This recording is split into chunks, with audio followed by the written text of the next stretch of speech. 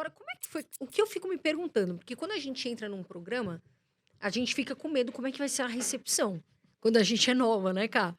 Como que foi a recepção com os outros participantes?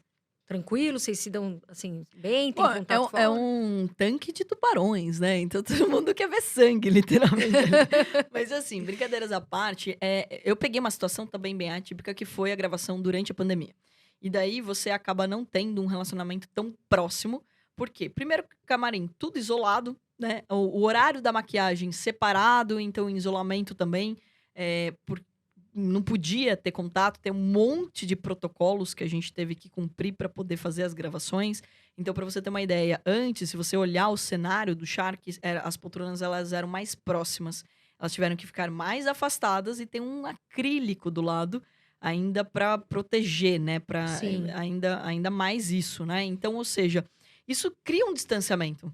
Você consegue conversar menos do que você conversava antes. Se você toca com uma poltrona aqui, você pode ver que nas outras temporadas os Sharks cochichavam mais, né? Então você tenta falar com o outro, mas tem um acrílico ali no meio que atrapalha, entre aspas, ali a comunicação.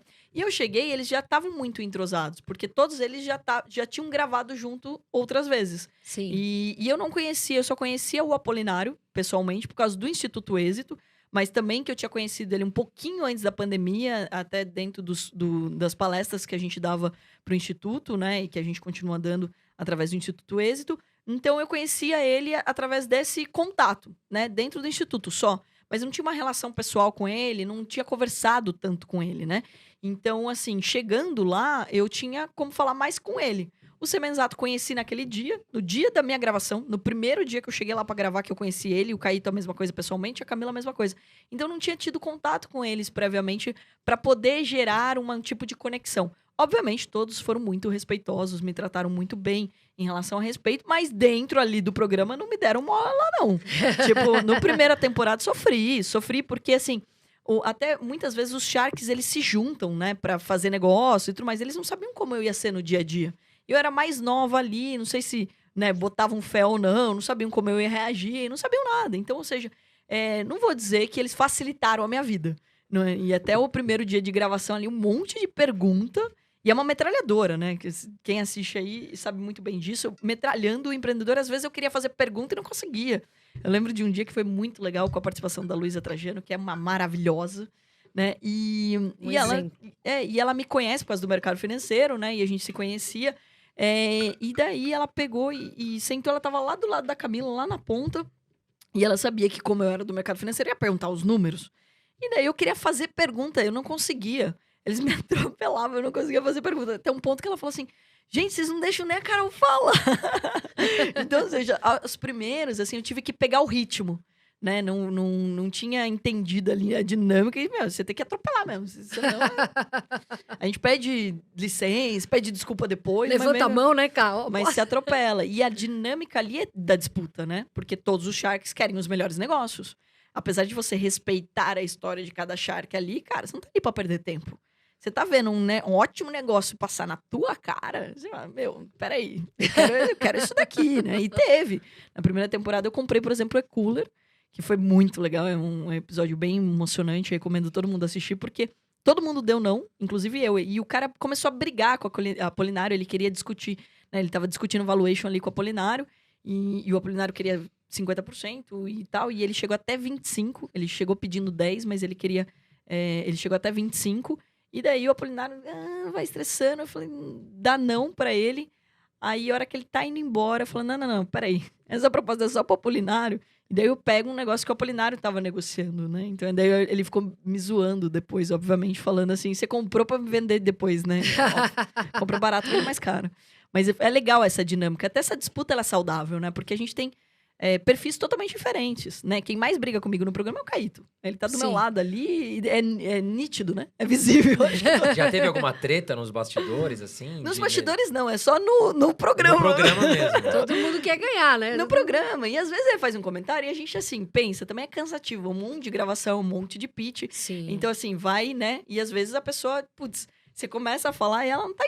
Ninguém quer escutar o outro Shark, você quer escutar o empreendedor. Então, você, não, tipo, você quer escutar a pergunta do Shark, mas você não quer escutar a história, porque todo mundo se conhece a história ali. Então, assim... Fica repetitivo, né? Porque às vezes ele vai dar um exemplo do que ele faz no negócio dele. E pra mim, tipo, putz, já conheço. Agora, eu quero saber do empreendedor. Eu quero saber a pergunta que ele vai fazer pro empreendedor. E a gente tá ali pra ganhar tempo. Você não quer que aquilo seja... É uma reunião. Você não tá lá pra ter 10 horas de reunião. E mesmo porque, assim, óbvio que tem que cortar, porque senão o programa teria 24 horas a cada episódio. Então, acaba tendo que enxugar isso. Mas também a gente tem um número de gravações que a gente precisa fazer. Então, a gente precisa agilizar. Então, às vezes, acaba tendo esses estresse de, putz, fala logo, para de enrolar, entendeu? Tipo, o que você quer saber? Mas você vai fazer proposta ou não vai? Você vai começar a dar mentoria e é natural também, porque a gente vai se identificando tanto com os empreendedores que a gente quer ajudar eles, né?